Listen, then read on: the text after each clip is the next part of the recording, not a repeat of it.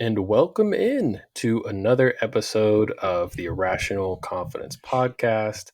My name is Micah. I am joined, as always, by my fellow host and friend, Caelan. But today we are an Irrational Confidence member short. Our good friend Lino is enjoying some much-deserved R&R with his wonderful wife, Morgan. So shout out to Lino. Hope you guys are having a great time. Hope you're reading a lot of wonderful fantasy novels and we are excited to have you back for the next episode.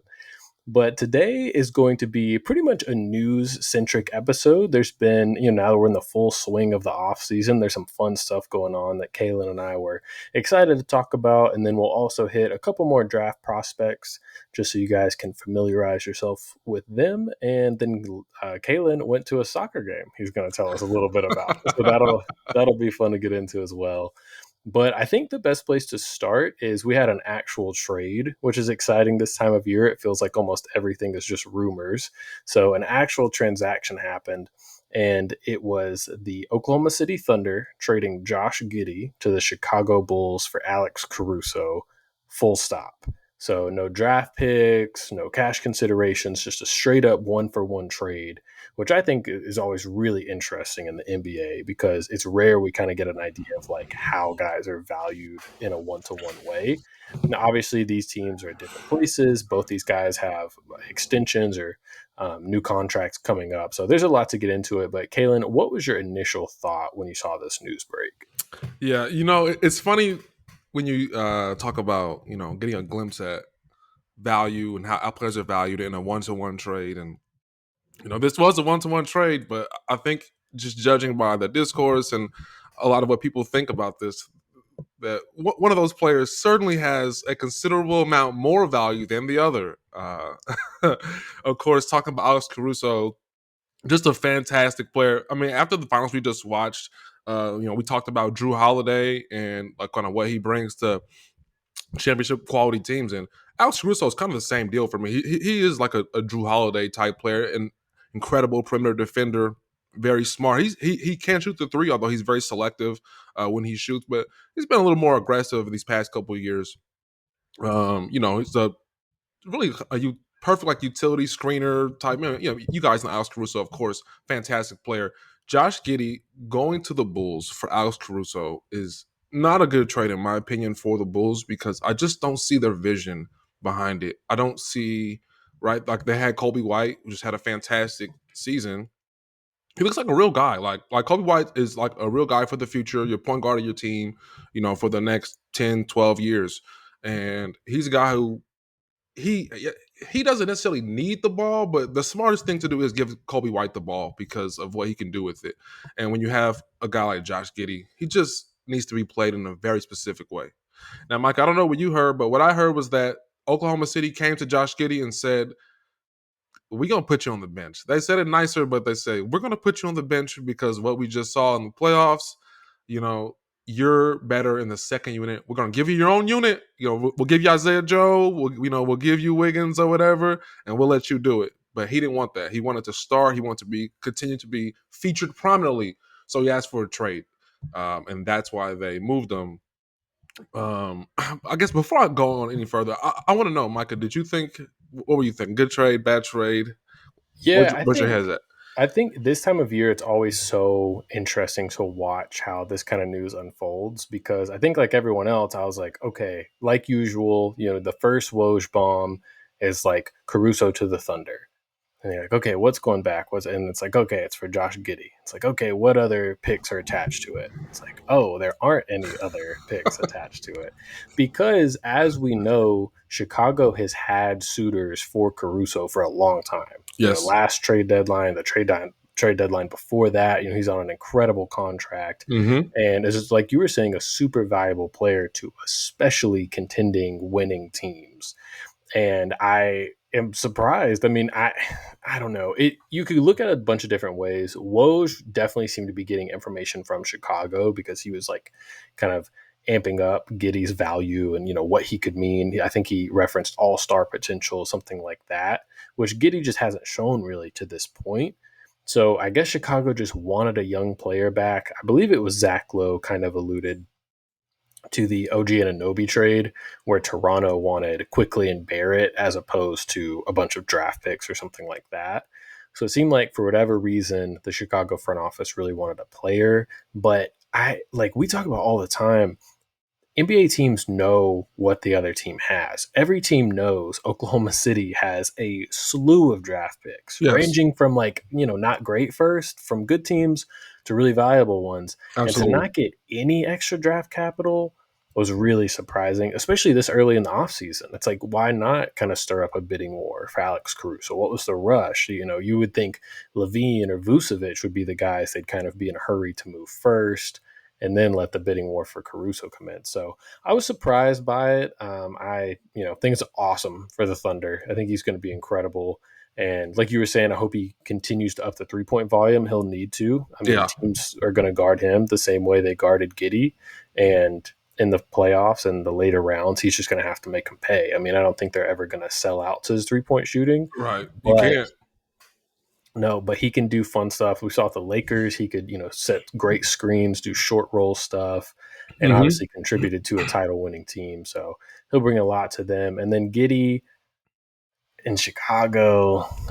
He's only 21, so it's tough. You Yeah. want to be careful. Like, you want to Yep. be careful in trying to say what a player can or cannot be this Mm-hmm. young, particularly when, like, one of his biggest issues is shooting, which is something that's very fixable. Like, Mm-hmm. his form isn't broken or anything. Mm-hmm. He could improve to a, Mm-hmm. more consistent, just um, catch and shoot player, but as of right now, it's tough. Like, I had a comp for him that I was already thinking of before, and then this morning I saw. I think it was you that retweeted the video about MCW, Michael Carter Williams. Mm-hmm. I was Yeah. already thinking. I was already like, Josh Giddey is kind of like a stronger version of MCW, just Mm-hmm. like an kind of an unathletic, kind of below the rim player that's a tall point guard, but can't really shoot. And honestly can't really finish at the rim though in the way that you want. Like, that's another one of Josh Giddey's problem. Outside of the fact that he isn't a consistent, reliable shooter, he doesn't finish. He doesn't finish at the rim very well, right? Yeah. So like, that's it's kind of why, like, if he doesn't have the ball in his hands, like, I struggle to see his value. And earlier in this past season, I remember the Bulls executives were talking about Caruso as, this is the best thing we've done of our regime. Like, acquiring this player on this value is really like the most valuable asset that we have, and to give him away for just Josh Giddey, like, I also remember people talking about, man, if OKC has all these picks, do other teams just kind of tax them just cause, like, you have picks, like, hey, just throw in a second round or throw in this, like, you have 30 of them. Um and to not do that, I mean, when are people going to stop answering Sam Presti's phone calls? Like, this is where Yeah. we're at in the NBA. In Yep. my opinion, stop answering that guy's phone calls. He wants to steal from you. Mm-hmm. Exactly. Caelan, I wanted to ask you, for both of these teams, what do you think their next move is? I think both of them still have a lot left to do this offseason, going in very different directions. But want to see, what do you kind of anticipate from both of these teams throughout the rest of the offseason? Yeah, that's a great question, and that's the thing about the Bulls. Like, it's at this point, it's fun to make fun of them. That's what we do. But to be fair, I'm almost positive that they have more moves coming. Like, this move in a vacuum is probably just a bad move. But if, like, once the offseason is finished and we see what else they've done, maybe this move does look a little better. I'm sure people are looking at, some of these prospects next year. The Bulls should be a tanking team next year. You got guys like Cooper Flag, guys like that who can really make a difference in that next draft. So I think they should be selling. They're a little late on some of these guys. I feel like, the first year that DeMar DeRozan got to Chicago, he was awesome. The next year he was still good, and now it's kind of like, oh, well, he's older now. He hasn't had those seasons really. And Zach LaVine is obviously Zach LaVine. Another injury for him, another surgery. So, how confident can you feel in that? But I still think there's some value there. Listen, there's some value around, around guys who can shoot, who can handle the ball. There'll always be value around those guys. So still move them, get some draft capital, and I think that they should do a clean restart. Like, don't do the half and half thing. Like, do a clean restart. And I think OKC is just gonna um, I don't know. I think they're going to keep kind of just rounding out the roster, like those moves around the margin. Um, something to put in that Gordon Hayward role would be helpful. Upgrade that little spot. But what are you thinking for the Bulls and the Thunder? Yeah, I think Chicago will continue to have a fire sale. I think especially for Levine and Vucevic, you just take anything you can get. Yeah. And for them, the smartest thing might be to wait. Levine really might not have value until he's an expiring contract. Like you might have to wait out that much of it. But if a team will just do a swap, like if there's a team they'll just do expiring money for him, or if I wouldn't attach any draft assets because that's what you're trying to accumulate right now. But move them for what you can. There's been a lot of rumors about, I believe it was Utah and one other team that was interested in Levine. I can't remember off the top of my head right now, maybe Detroit. But any team you could convince to take them for anything close to equal value, even if you broke apart the contract, just you got two players back to make the same thing over the same amount of I time. think Levine would help them tank for what it's worth. Yeah, well, that's the thing is like Levine on his own on that contract is a tough pill to swallow, but Right. with the injury history, it's like, man, how? I mean, that's he to me is a significantly more distressed asset than Bradley Beal was this time last year. Hmm. And it's like, man, if and Beal, I mean, there was the no trade clause, obviously, but there were people that just wouldn't even touch him because it was like there's too much money left. Hmm. And Levine doesn't have as much owed to him, but it's a similar kind of situation with the injury history. And then for the Thunder, I was a little surprised this was the Giddey move. I think it's great, but I always pictured him as being the centerpiece for like the All Star trade. And the Thunder might not think they need to make that. Like, if they're convinced they have three All Stars on their roster, then I totally get that. You just look for your Derek Whites, to kind of put around those guys. But their salary now is in a place where it would be difficult to trade for a larger contract. They have like Dort, I think Kenrich Williams. Like, they'd really have to put together several guys just to Right. get up in the higher salary ranges. So I think just smart moves. I'm sure they'll trade up in the draft because why not? Get the guy they want, and then just count on their development to continue to. Shea's already established himself, but J Dub, Chet, even Cason Wallace, guys like that, just continuing to develop and putting good high level role players around them. Yeah, it is tough, I think, for OKC because they have guys that they definitely know are going to be paid at some point. So it can be tough trying to bring in a guy. You have to worry about, well, how many years does he have on his deal? Because we know we got these contracts coming up that we're going to have to pay, and not even just the top two, J Dub and Chet, but they have other guys on the team too. Cason Wallace and Wiggins and guys like that who are going to get paid some money. Mm-hmm. If you don't have any room, then you may lose those guys. So I kind of like what OKC is doing, and just let those big three guys grow and keep making smart moves around the margin. You don't have to rush. Mm-hmm. So Exactly. And you never know. Like, I feel like, I mean, Phoenix is more of a destination than Oklahoma City, certainly. But Kevin Durant really wanted to go to Phoenix because of Devin Booker. Like, Mhm. there was really no other reason. And I could easily see there being like a veteran superstar that is just enamored with playing with Shea one Oh day. yeah.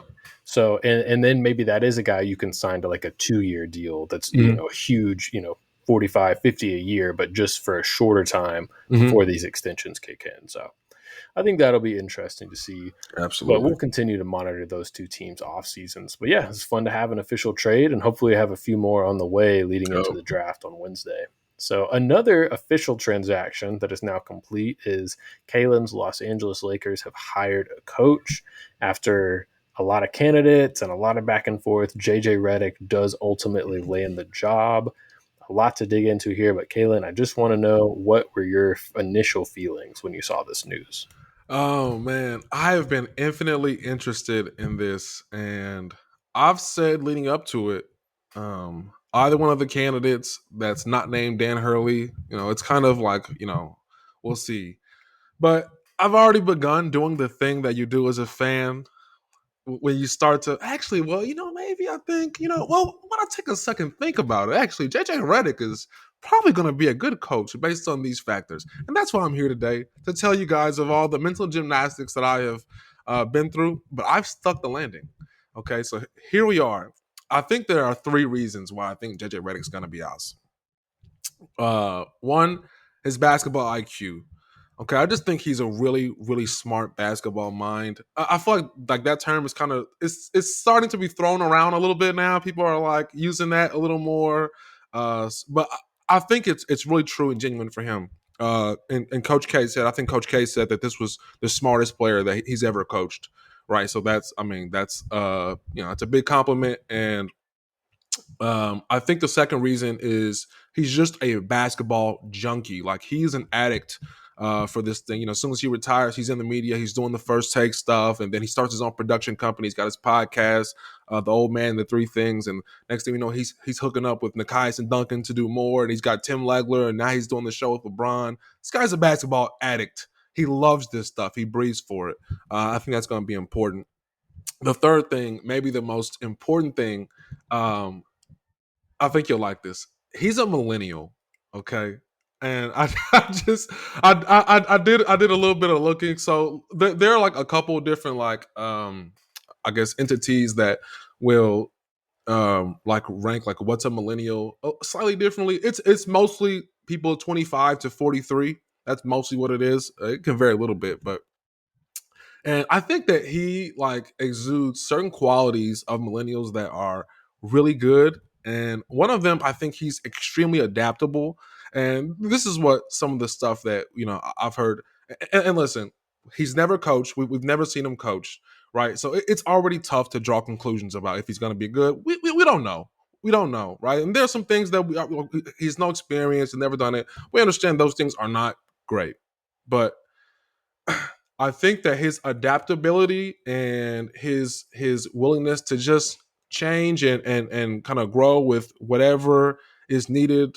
And whereas a lot of coaches, particularly older coaches, can be more stubborn and more, this is my system, and this is what we do until the very end. That's how Coach Bud got fired in Milwaukee. He did what he did until the very end. And then he had to go. But I also just think him being like a recently retired player, he's just going to connect with the players. That's one of the things that they talked about in his interview.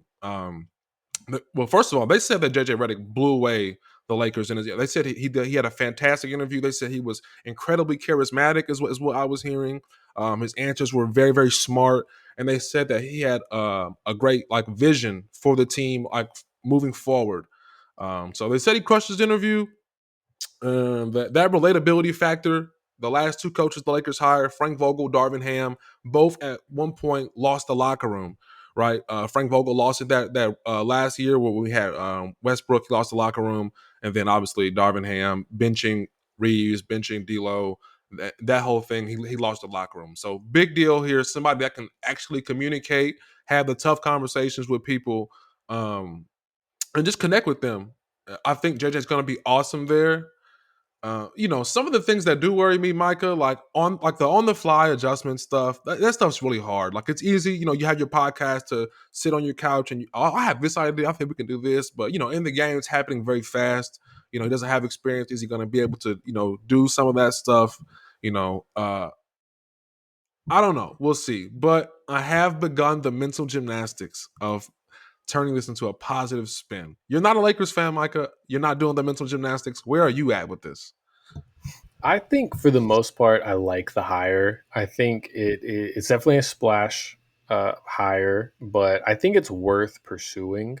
I think Redick is a very competitive person. I Mm-hmm. don't think he's somebody that is going to be, standing around with his hands in his pockets, not making adjustments. I think he's going to be aggressive, and he's a very confident individual. He's Mm-hmm. very self assured, and that's important in coaching, especially in the NBA, because he's going to have veteran players tell him they disagree with him, that they think he's wrong, that he Mm-hmm. doesn't know what he's talking about.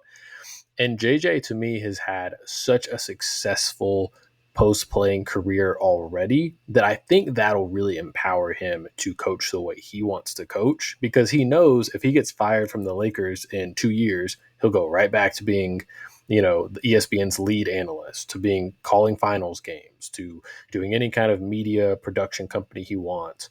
And I think he had so much success that'll hopefully empower him to be the exact kind of coach he wants to be, which I think is so important, especially with a veteran team like the Lakers, where coaching LeBron James, you could argue, is the hardest job in sports, Right. because you're not going to get any credit. You're going to get a lot of the blame.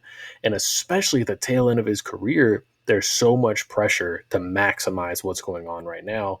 And I think you and I would both agree the roster needs a lot of work before you can even begin to have expectations about Right. what this team will be. So I'm excited to see it. I think JJ is somebody that'll have to pick and choose battles. I think he's going to have to bench vets probably, and he's going to have to play young guys that veterans are going to have problems being played over, and then he's going to have tough conversations. I mean, that kind of interpersonal relationship level of coaching is not talked about enough, honestly, with how difficult it can be, Yeah. especially if you don't have a set culture. Eric Spoelstra can bench somebody without telling them. He can just announce the starting lineup and be like, sorry, Goran Dragic, you're coming off the bench, and nobody's going to say anything. But a new coach in a high profile market is going to really have to establish himself with his locker room and these decisions he wants to make. So do you have kind of any reservations, any fears you're worried about with him? Or is there anything like, let's say, first 5 games of the season or preseason you'll really be looking for? Um, I think that man, it's really tough to talk about like a trepidation that I have outside of the obvious, like when we haven't seen him coach just yet, right? So like my biggest fears is the obvious stuff, like his staff. I guess is something I'm worried about. Who's going to be on the coaching staff? I'm hearing things like Rajon Rondo. All right, guys. All right. I mean, I like Rondo. He's a smart guy, but like at some point, like I want like real coaches on the staff, like people who know what they're doing. Um, so that's something that I'm worried about, I suppose. And that, and just the obvious stuff. He doesn't have the experience. It's actually funny that you said about Spo. Oh, Spo can just bench a guy, or whatever. That was actually cited like one of the issues with Darvin Ham was that he would bench guys and not communicate to them what was going on. And if you're Spo, yeah, you can do stuff like that. When you're Darvin Ham, you should probably communicate to these guys, hey, we're going to put you on the bench, but we want a more defensive look, or hey, we feel like you haven't had the opportunity. We want you to take more shots, so we can get you in this group for this reason. But they were saying Darvin Ham was just benching people and not telling them, which obviously was a big issue.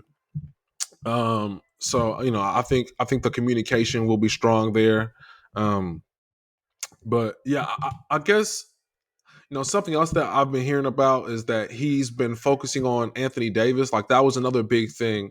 Like in his interviews, and like Anthony Davis reached out to him and talked to him, which I thought was good to hear because we heard about like LeBron reaching out to Dan Hurley or whatever, but like LeBron said, he's old. Like Anthony Davis is the future of this team. Like he should be the one that we're hearing about. Reached out to Dan Hurley and he's communicating with coaches. So I was excited to hear that Anthony Davis and JJ Redick communicated, and like JJ has a vision for him, particularly like fourth quarter offense. Anthony Davis has been a guy that's kind of trailed off in the fourth quarter for the past 2-3 seasons. His fourth quarter scoring has not been very awesome. So hearing JJ has a plan for that's going to be good. You mentioned some benching certain guys and just our roster not being there. That's a big deal for me. Like that's why I wasn't necessarily too concerned about. Like I wanted Dan Hurley, but if we didn't get him, it was fine because the roster is probably the biggest issue.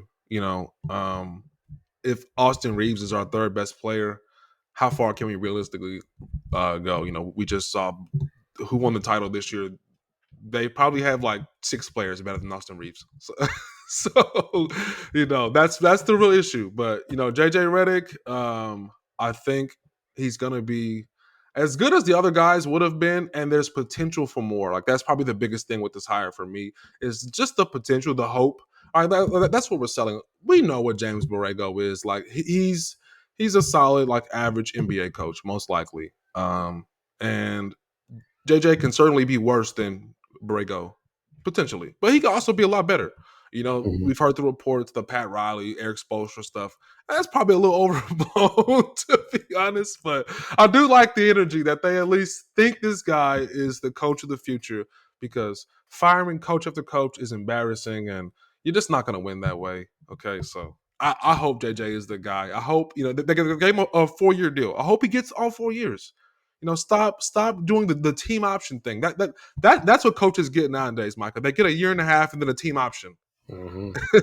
If they make it that long, right? So, I hope he gets his 4 years, and ultimately, I am kind of happy with the hire. Cool. I'm glad to hear it. Yeah, I think what you said at the beginning is so accurate because as fans, we form all these opinions on what we want to happen, but being fans, we have absolutely zero control. So even when something happens the exact opposite way we want it to, you might as well convince yourself you like Yes. it.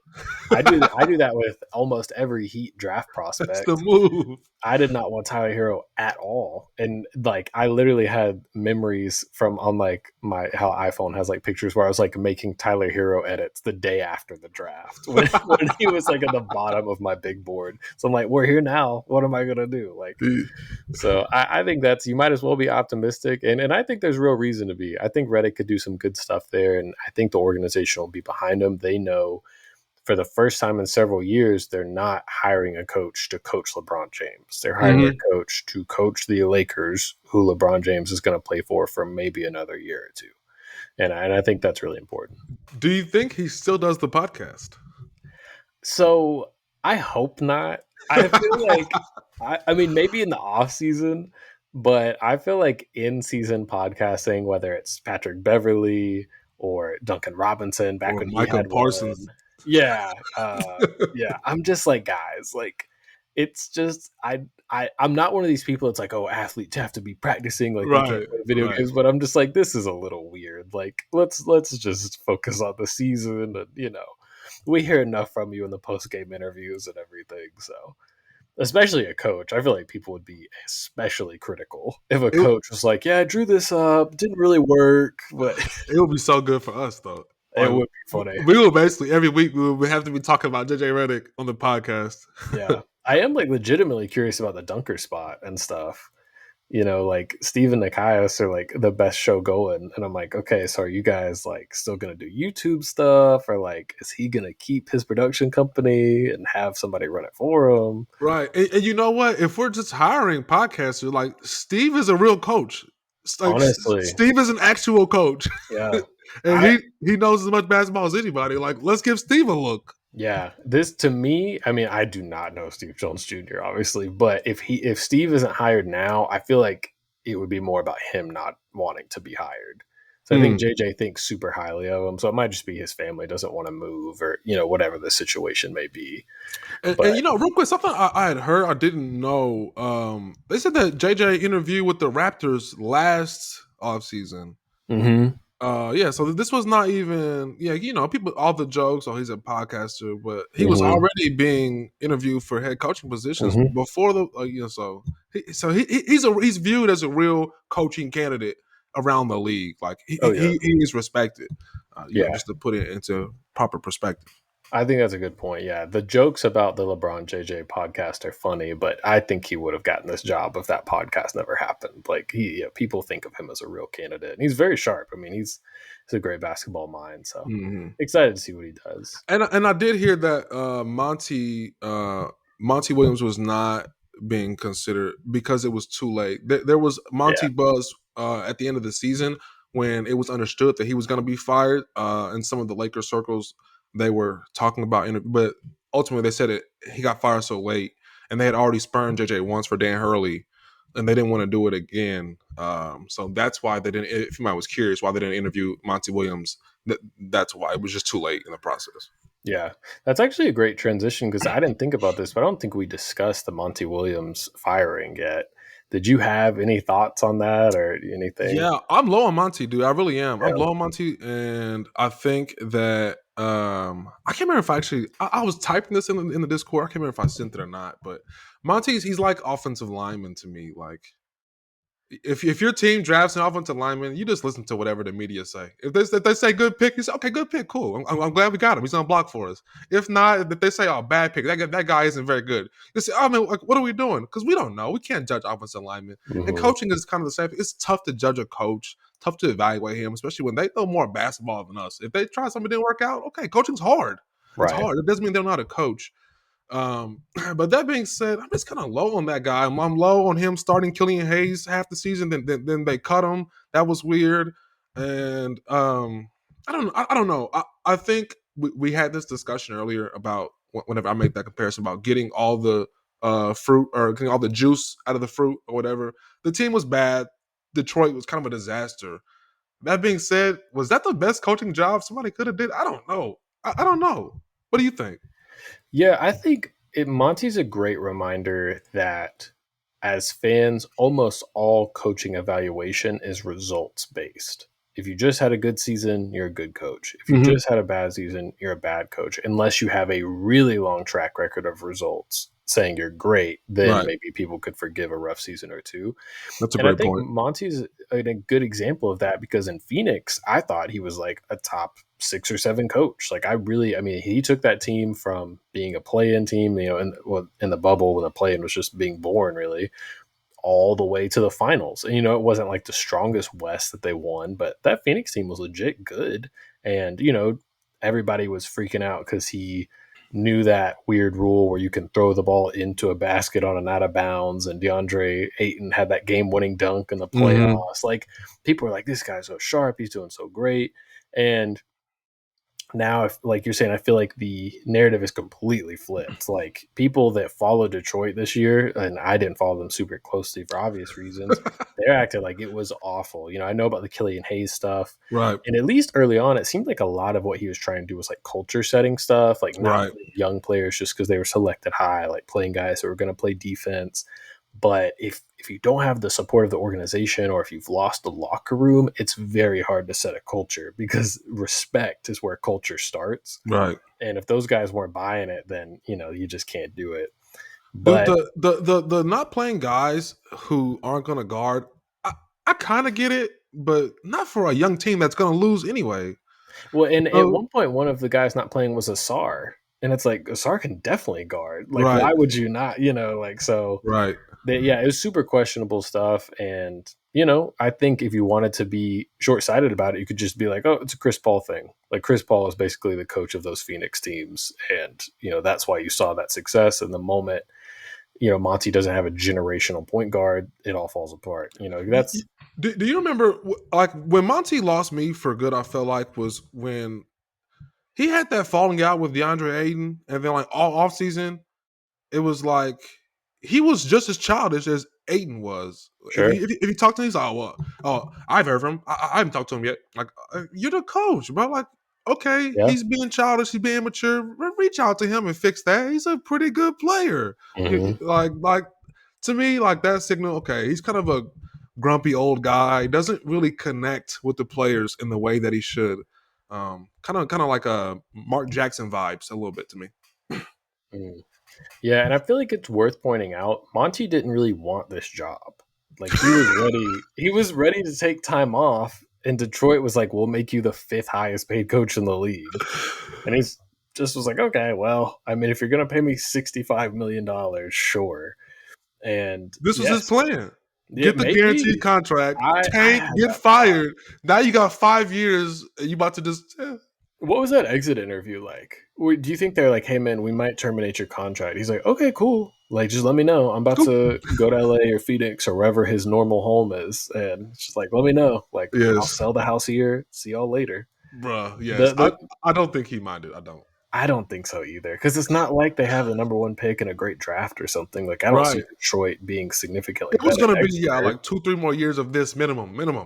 Yeah. It's gonna be Now, rough. yeah, and hopefully they know that. Like, hopefully, like this new general manager Trajan Langdon isn't like, okay, time to win. Like, you tried a little too hard to be good last year and it blew up in your face. Now you really need to tank out. Like, you're Yes. not where the Rockets were last offseason. Like, you need to take a lot of time. So we'll see if they do. But yeah, they have a lot of fun players on that roster. They Love do. Cade, love They Jalen really do. Duren, Sar Thompson, Jaden Yes. Ivey.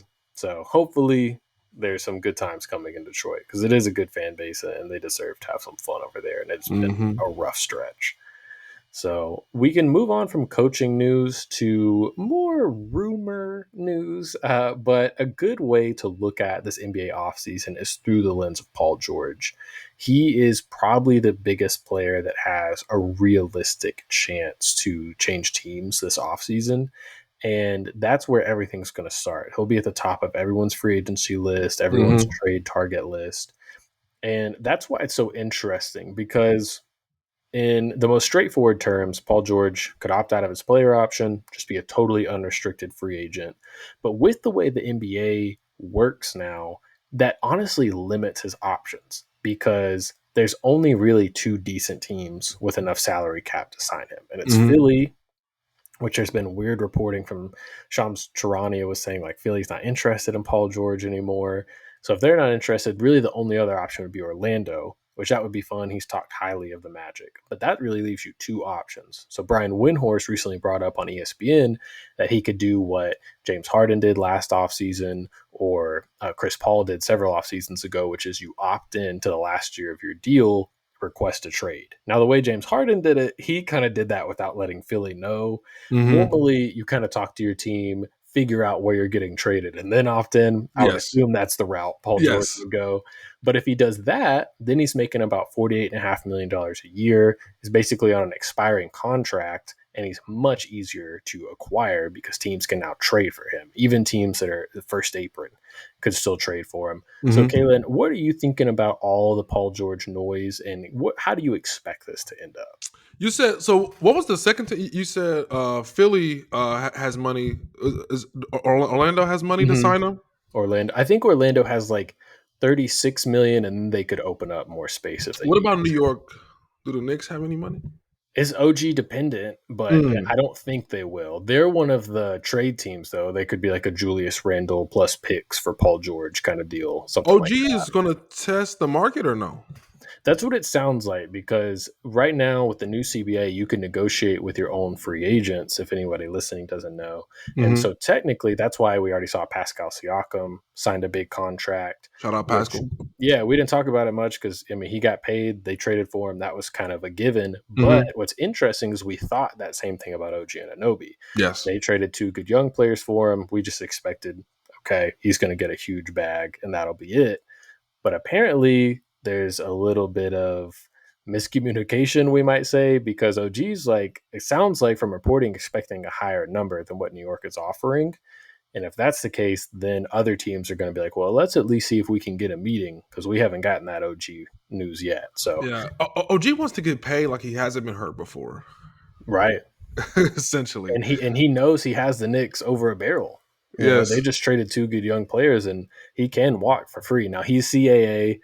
Obviously, there's the Leon Rose connection like that. Right. I feel like he would almost have to change agencies if he was going to. Like if we get a report that he's switched to Clutch or something, Oh man. then Yeah. Knicks fans should That get means you're scared. leaving. I don't care where you at. If you fire Yeah, your agent and you pick up Clutch, you're leaving. out of there. That's exactly right.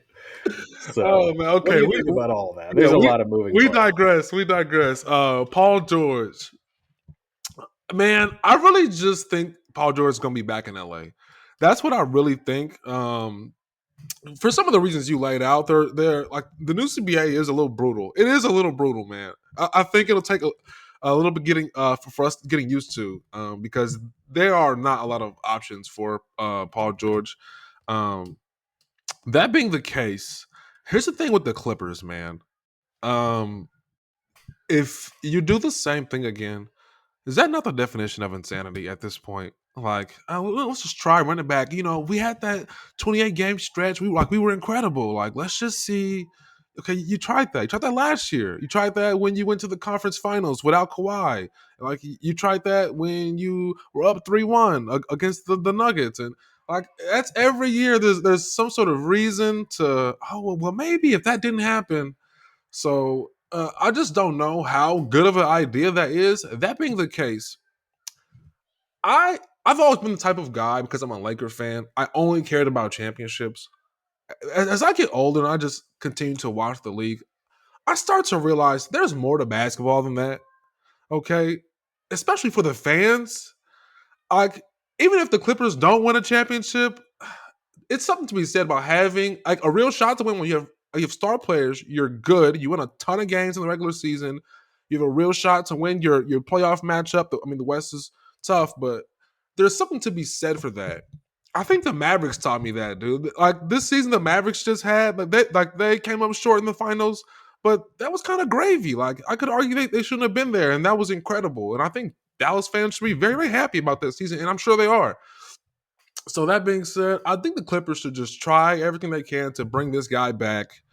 You know, Kawhi or PG or James will probably go down at the wrong time. It'll probably happen, but where I am right now, I'm at peace in my life, Micah. I think it's okay to just go to the second round and lose, So that's kind of where I'm at. I think Paul George will stay, and I think staying in LA is the right decision. I'm not a Philly guy.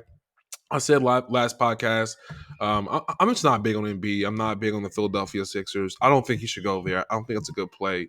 And I was also hearing some reporting that they also were not high on him anymore. Like I don't know, they kind of were looking at LeBron almost over Paul George. So that was interesting to hear. Some of the Orlando stuff, we've talked about this, I feel like, many times. Paul George in Orlando is cool, but I still feel like they have other issues. And if I'm Paul George, I don't know. Do I want to go? And I really have to share the ball with Franz and Paolo and whoever the point guard is going to hand the ball sometimes. I don't know. I think I still want to be kind of featured in the way that I am kind of the 1-2 punch with Kawhi here in LA. So I'm thinking he's going to stay in LA. What do you think? I think I'm along the same lines as you are, mostly because whenever there's rumors about this in the off season, of course, it's like in my brain all the time. I'm just constantly thinking about it. And this one, it's hard for me to envision him really going anywhere else. I thought Philly was the most likely option if he was going to leave because it seems like they're so determined to use this cap space to build a great team around Embiid and Maxey. But since there's already reporting they're not as interested and that they're trying to do something maybe even at the draft, like with a trade, it makes me think even more so that he'll stay in LA. But it really seems like it's a financial thing with him and the Clippers. It seems like the Clippers want to offer him the same 3-year deal they offered Kawhi, which I think was almost at like $50 million a year, close to these guys' max. Really? Paul George wants 4 years. I And haven't heard this. I have not heard this. yeah, so that's the reporting I've been seeing. And if that's the case, I think if you're a team out there that you think you have a shot now, if you're willing to kind of blow up your future, because the last couple of years of that Paul George deal will probably be rough. I think he's 35. But if you're willing to go for that, then maybe you do offer that 4th year, if that'll be the determining factor to pull him away.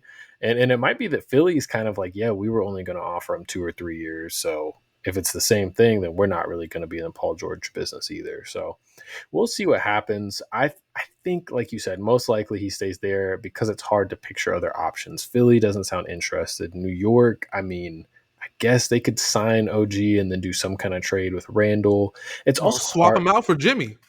Well, Zach Lowe said that. Of course, as a Heat fan, I'm like, oh, okay. So Duncan and Tyler combined make the exact same amount Paul George does, and then we give them Jovic, Jaquez, 2 first-round picks. Now but realistically, that won't happen. Doesn't mean I'm not trying to manifest it. Yes, sir.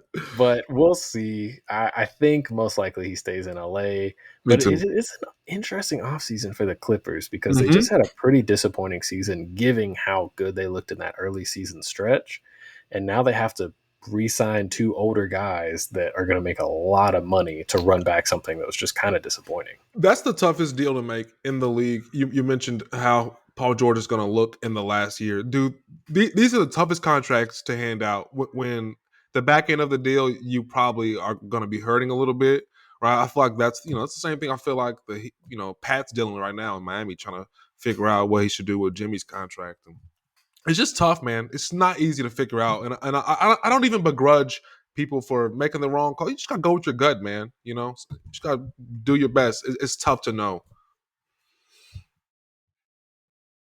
Yeah, no, it honestly is. And it's similar to what Indiana had to do with Pascal. Like the last 2 years of that deal, Right. he'll be good, but he probably won't be $40, $50 million a year good.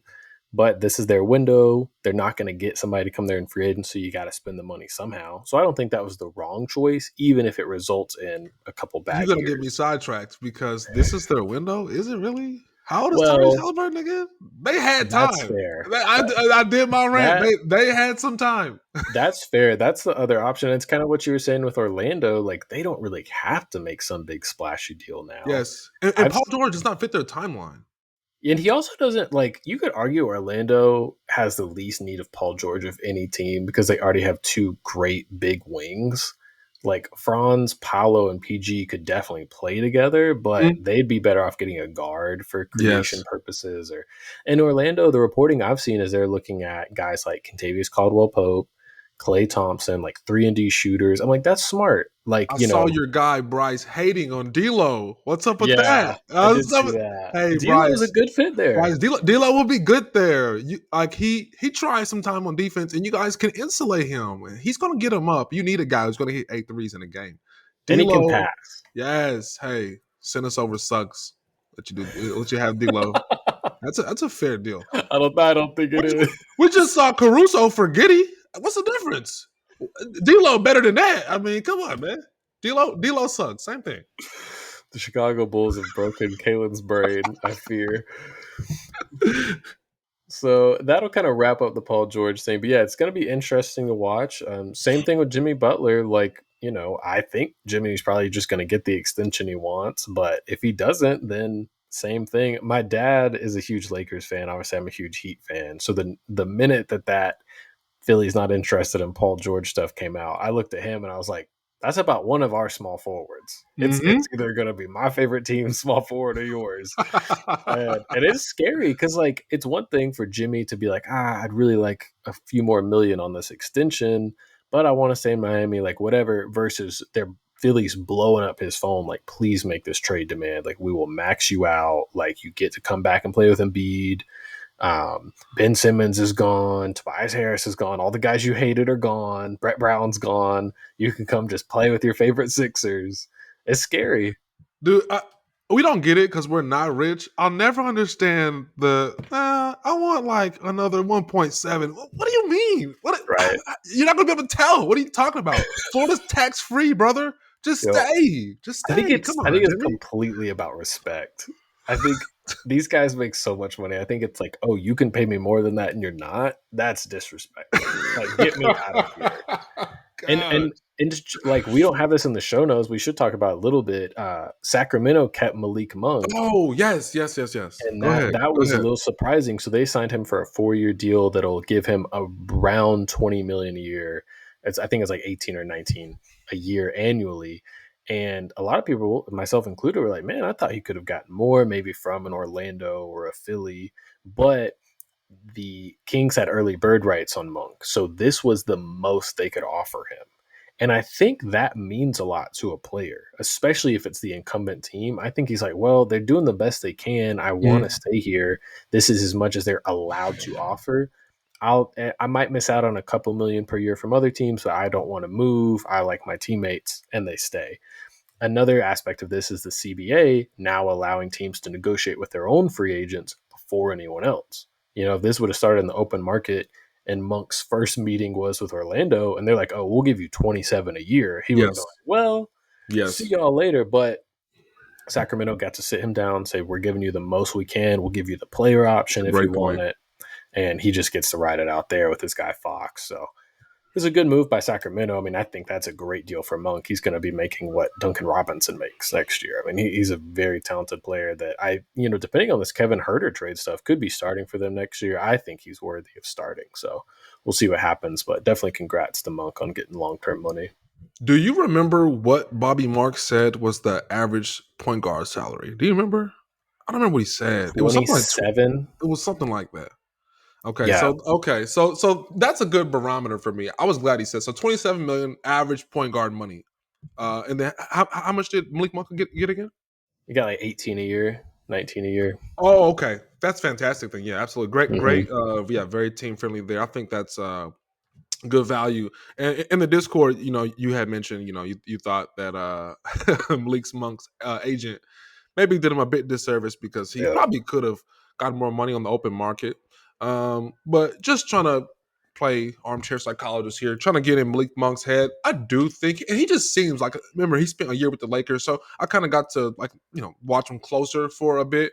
He seems like a genuine dude, like really, a lot of these, young cats, they want to be the star, they want the Instagram hearts, stuff like that. He seems like a really genuine, down to earth guy who would value playing next to his brother De'Aaron Fox. Value the fact that they have unfinished business. I'm sure that's how they feel in Sacramento after missing the playoffs. The year after you made it for the first time in a million years. Like, I'm pretty sure that they feel like that they're building something and that this is theirs. He feels like, this is Fox's and it's his to build. If he goes somewhere else, if he goes to Orlando, even though Orlando needs him, like, he will definitely fill a role and feel the love in Orlando. But, it's not his. Like, Paolo's been building that, right? Franz and them. So I think he wants to just kind of have his thing and just kind of compete. And I have a lot of respect for that. So I'm happy Malik got the deal. And I'm kind of rooting for guys like that. So, I hope the Kings have success next year. I hope it works out that he stayed. I do as well. Yeah. And I think they're a fun young team that's looking to make a move to maybe elevate where they'll be at. So that'll be fun to monitor. But yeah, ultimately just congrats to Monk and I did give his agent a hard time, but I'm sure this was mostly a Malik focused thing because that agent gets a percentage. So I'm sure he was like, "Hey, let's test You the sure? waters. Yeah, let's hear him out." And I'm sure Monk was like, "Nah, just I'll stay here." So shout out to Sacramento, got him on a great deal, and definitely love him as a player. Caelan, is there any other kind of off-season, non-draft related stuff you wanted to hit on before we preview a couple of these prospects? Oh man, it has been a crazy offseason so far. It's been really good. I think I'm good. I think we've kind of hit everything. We hit the Malik Monk. We even hit Pascal Siakam. We hit OG Anunoby a little bit. So Yeah.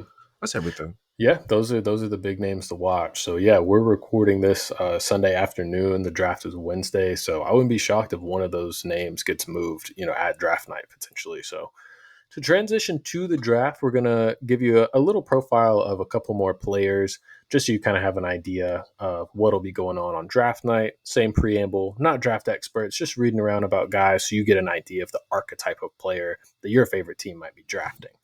The two guys we're covering today are Ron Holland and Rob Dillingham. These two are two of the more interesting prospects to me because of how their draft stock has fluctuated over the last few months. I would say, especially in Ron Holland's case, he's been a projected top 5 pick for most of this draft cycle. And just within the last month or so, through private workouts, through team interviews, there's a lot of news that he could fall out of the top 10, maybe even out of the lottery, which would be shocking if you told people that just a year ago. He's a hyper talented player. So we'll start with Ron Holland. I'm sorry, real quick. I don't know anything. I'm just doing my Googles. I didn't know he went to Duncanville High School. Yo, shout out Duncanville. My wife worked there last year. She worked at Duncanville High School. Okay. That's like 10 minutes from my house, right up the road. Wow. And Duncanville has definitely had amazing basketball prospects in the past. So this Okay. school, yeah, Cool. that school knows what they're doing with basketball. They definitely do. See, great sign there. So Ron Holland, he's a 6'7", 200-pound forward. He's got a 6'11" wingspan. He's not quite 19 years old, so he's a very young player. Mm-hmm. He played for the G League Ignite. I did not watch any G League Ignite games last year. You did? Apparently, it was a mess. Apparently, they're disbanding the team. Like, this will be the last year of the G League Ignite. That's how bad it was? I guess, yeah. So every prospect I watch, whether it's Ron Holland, Buzelis, who was on that Wow. team, everybody's like they did pretty good given these horrible circumstances. So Wow. it seems like it was awful. So Wow. anyway, that's the situation Ron Holland was in. He's a very athletic wing, super high motor, plays extremely hard on both ends, but he kind of has the issues you might expect in a hyper athletic wing whose draft stock is falling, and that is primarily shooting and decision making. So Mm-hmm. this guy's a great athlete. He's a very good defender. I think that kind of separates him from a lot of guys in this archetype. He loves to play hard on both ends, play in transition, but the shot is very questionable. He shot about 22% from three, and the decision making, the ball handling, all that is kind of questionable. So one draft comp that Brian J. NBA has on his big board on his Patreon is Jaylen Brown, which I really like because Jalen had a lot of questions coming out of the draft. He was picked third. People felt like that was a reach. His handle was an issue. His shot took a little time to come along, but he shored up both of those things and became, a top 15 player, a finals MVP, highest paid player in the league. So it can work out if your swing skills go the right way. And I think Ron Holland, if you're going to draft him in the top 3 or 5, that's kind of what you'll sell yourself on. Is there's good fundamentals here. He plays really hard. Everything I've heard is great intel as far as like the podcasts and stuff I've read, like extremely hardworking kid who wants to get better. So I think he's worth betting on, even in the top 5, and especially in a draft that does not have a lot of guys with a ton of upside. Yeah. So that's kind of my spiel on Ron Holland. Caelan, what do you think about these guys, whether it's, Michael Porter Jr., who had injury issues and slipped, or Cam Whitmore last year, who people had questions about and fell? What do you feel about these hyper athletic guys with big question marks in drafts like this? Well, the number one thing that I think about is when you are a player who needs a little time in this league, the best thing for you is to be a defender. It's going to buy you time. People like two things people are going to give extra time to develop: shooters and defenders, particularly if you have size and length the way Ron Holland does. So I think for that aspect, like hearing that he's a more than a good defender, he's a willing defender, someone who wants to defend. That's going to buy him time in this league to figure out, what he needs to do. People are going to not give up on you, and they're going to, give you that extra effort to kind of develop you. So that's awesome. We see when a player falls because of question marks, we see what can happen when you're the Denver Nuggets and you scoop a guy who was slated to go number 1, had he not had back surgery. So it can definitely be worth it. I think back to like the Milwaukee Bucks, who they drafted Giannis, right, and that worked out. They also drafted Thon Maker, right? Did not work out, right? So it kind of it's just if it's up to you and your scouts and kind of what you guys see. But I'm someone who loves a 6'8" lanky guy who can defend. Like if that Trey Murphy kind of body type. Like if that guy can figure out his jumper, he's one of the nastiest role players in the league. So I do love taking flyers on those guys who fall.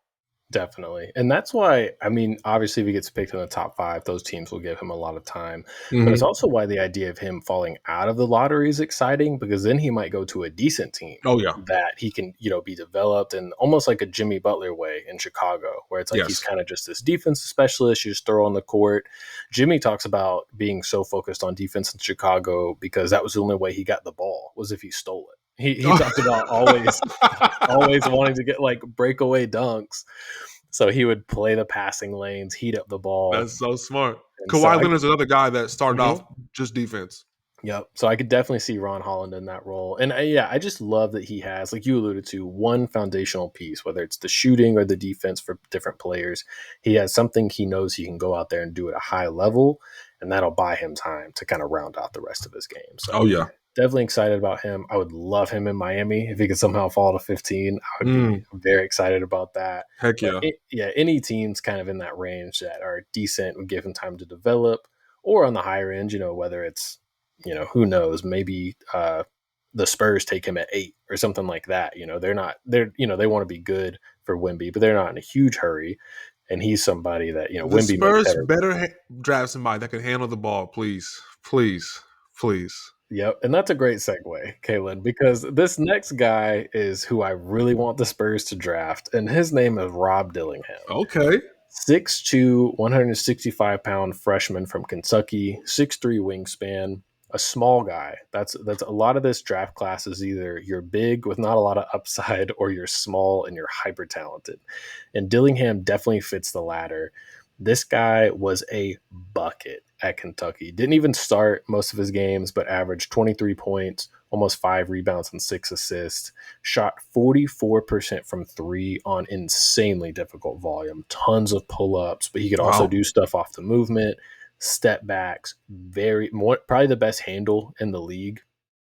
Definitely somebody that creates a ton of separation off the dribble. A good passer. He's not somebody that's like just a chucker. Like he can set up guys, definitely can make flashy passes. Mm-hmm. Decision making isn't something you'd worry about as much with a shoot first guy like this, has good decision making skills. And for I think most NBA teams that are considering drafting him, it's going to be how much is the defense going to be a problem. He doesn't have great length. Like I said, he's got a +1 wingspan. He's 6'2", his wingspan 6'3". So he's not somebody that's going to be able to heat up the ball. He's 165 pounds. He's going to struggle in the post, but can he be active enough? Can he be pesky enough on defense? Like a TJ McConnell type, even. If he could get to that level and then have the nuclear scoring ability that he seemed to show at Kentucky, he could definitely be worth a top 5 pick.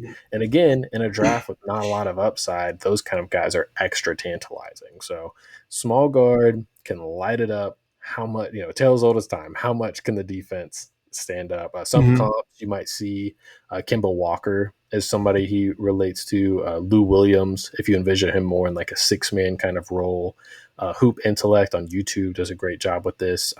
Noted Darius Garland is kind of a similar type player to him. So, Caelan, when you hear some of those comps or some of those strengths or weaknesses, what kind of player do you kind of think of, and what concerns might you have? So, my bias, and as a guy who watches no college basketball, I used to watch when I was in college. I watched like that Justice Winslow era. I watched college basketball then. Um, I'm always partial in the NBA to Kentucky players. I just think Kentucky players are they're just some of the best players in the league always. Always. It's funny in college football, if you have a team full of NFL guys, bro, you're gonna be the best team. It's just the way it is. But in basketball, it's not a guarantee. Like sometimes there's a really good college team that's coached well and they have like seniors on the team and they have like a huge center and the team's just good. Um, and in Kentucky, they always have all these pros. It doesn't always work out well for them for whatever reason. But in the NBA, when they really have the opportunity to shine, it just works out well because they're extremely talented, right? And I feel that way. Just not even like not even watching Rob, but just come from Kentucky. I feel like he's a guy that is going to have a lot of skill and ability, but he's gonna maybe need the right situation, maybe like a serious situation.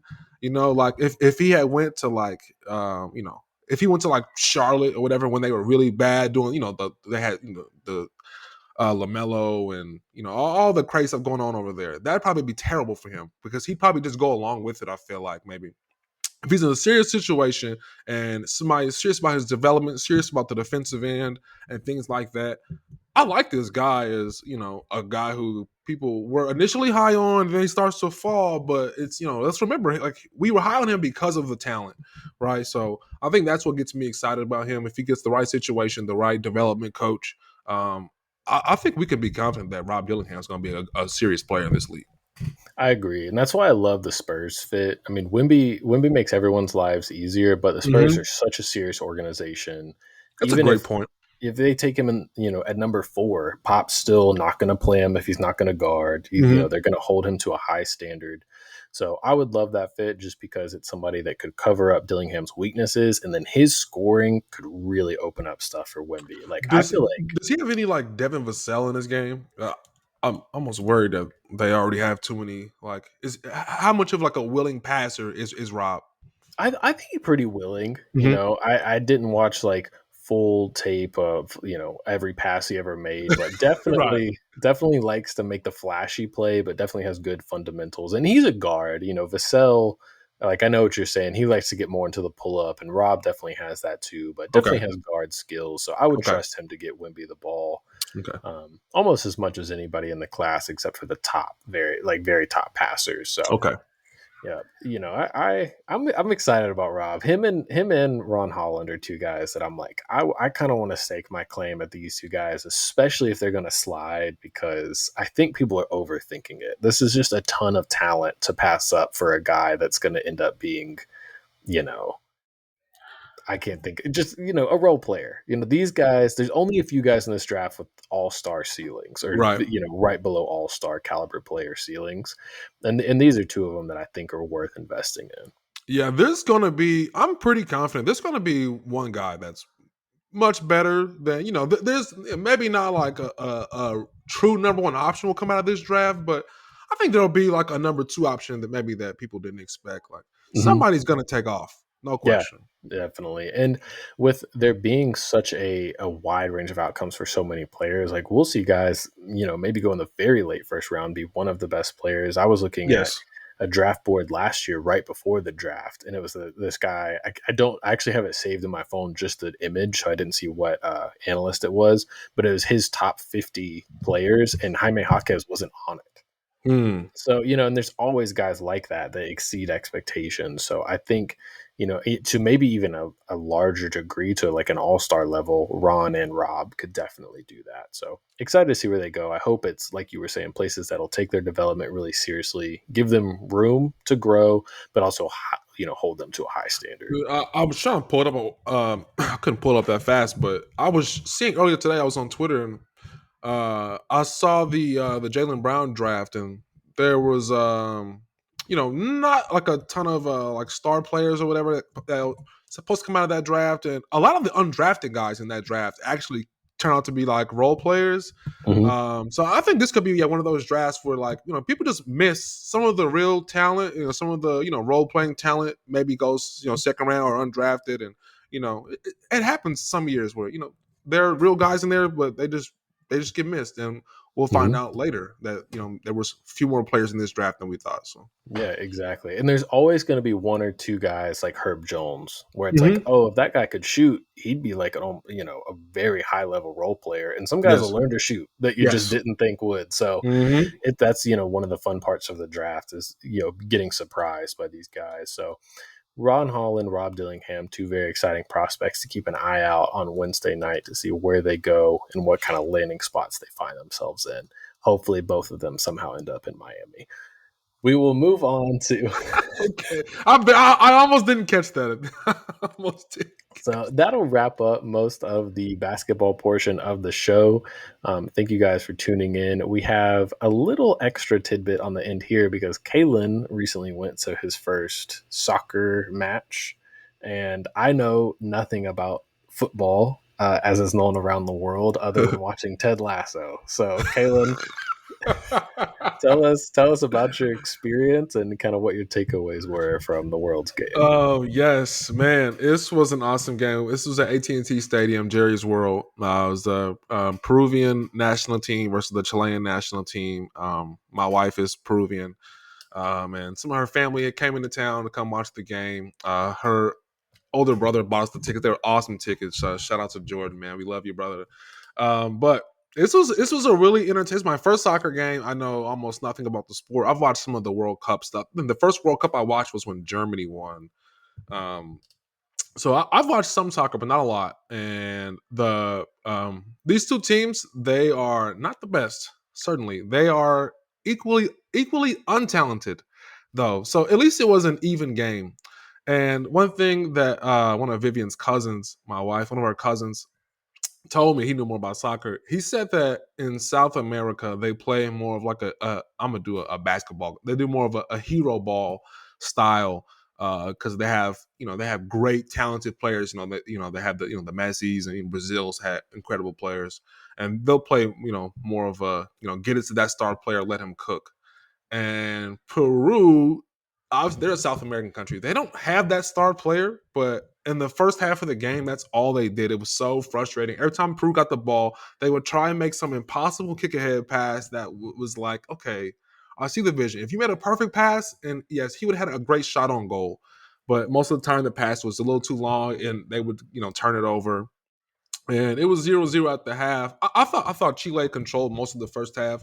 In the second half, this is where my frustration said. This is the game ended 0-0. It's a very frustrating game because in the second half, Peru had the ball on their opponent's goal for most of the second half. They really controlled the game, and they first of all they didn't get as many shots on goal as they should have.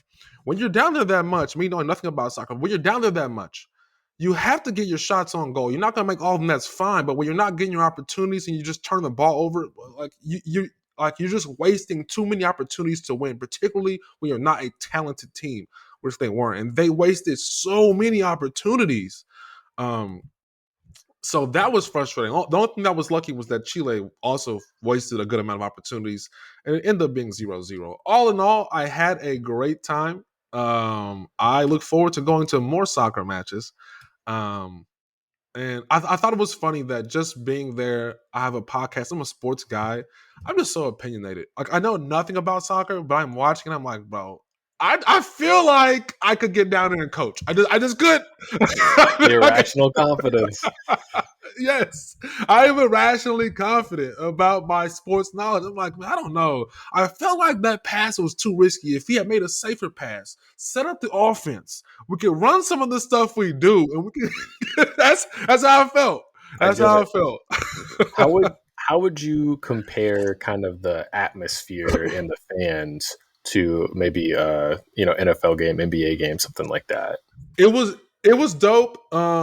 So obviously, this is in another country, right? So it's not like it would be, if this was taking place in Peru or in Chile. But it was definitely still a lot of people.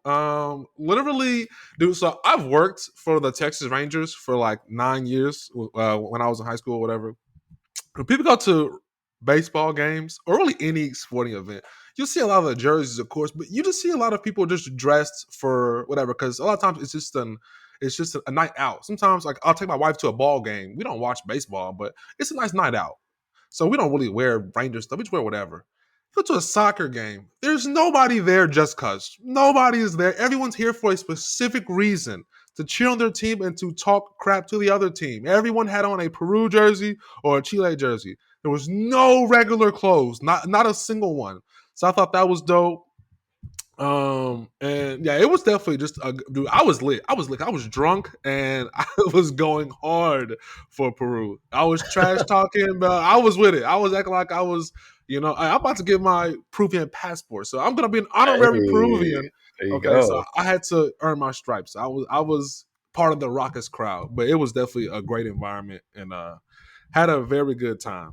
That's awesome. Yeah, man. Now, I know nothing, but was this something like was this game like an Olympic qualifier Yes, or was it like yes, yes, yeah. That's what all this is, and they're having, I don't know if it's the Olympics or whatever, the World Cup, whatever. It's being held in North America, all over Canada, I and think that's the World Cup yeah, coming yeah, up. Yeah. yeah. So all the qualifier stuff is here. Like they had games in Canada, they had some games in like whatever Florida. There's games in Kansas, all over.